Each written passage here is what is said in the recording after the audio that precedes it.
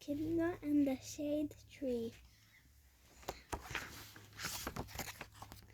Away out in the middle of the desert, there once grew a huge tree.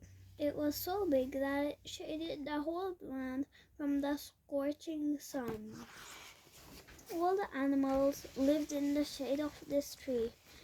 Each day they would hunt for food, while old Echidna stayed behind. He looked after the children. Each time when the animals returned with food, they would give the children the tastiest bits. But poor old Echidna only got the scraps. This made Echidna very angry. He grabbed hold of that giant shade tree and shook it.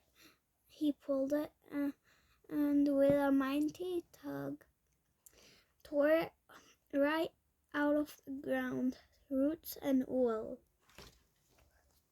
He put the tree on his back and stomped off.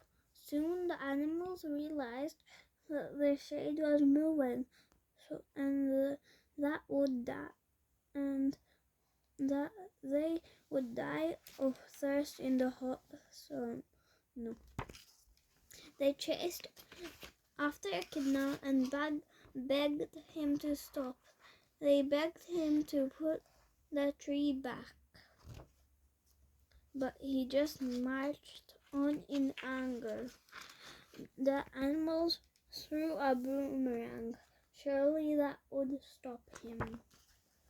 But it didn't. It hit him on the feet and broke his toes. But he still shuffled on. At last, the animals hurled their spears. Echidna howled in pain. Soon he was completely covered with spears. The giant tree crashed to the ground. It rolled over and over across the plain, and its huge branches broke off and stuck into the ground. Poor Echidna lay dying. Soon the animals began to feel sorry for him. Cockatoo flew up and asked, "Where would you like to be buried?" "In an ant bed, in a clump of spine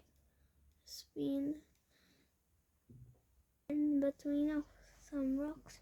Echidna chose the rocks. When he died, the animals buried him there and covered him up. Only the spears were sticking out.